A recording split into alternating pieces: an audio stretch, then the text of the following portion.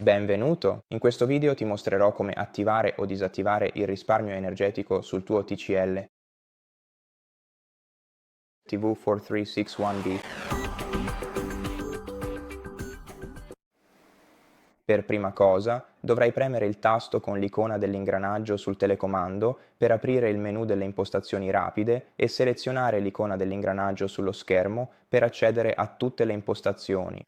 Scorri verso il basso fino a Sistema, poi apri questo menu e successivamente scorri verso il basso fino a Alimentazione ed Energia, quindi vai su Risparmio energetico e seleziona Dashboard energetica. E qui potrai configurare il risparmio energetico. Puoi applicare le impostazioni consigliate premendo OK proprio qui, oppure puoi regolarle tu stesso modificando il livello di luminosità dinamica, i timer di spegnimento automatico e i timer di sospensione.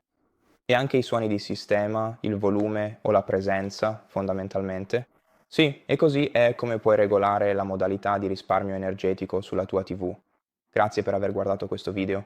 Se ti è stato utile, considera di iscriverti al nostro canale. Lasciaci un like nei commenti qui sotto e ci vediamo al prossimo video.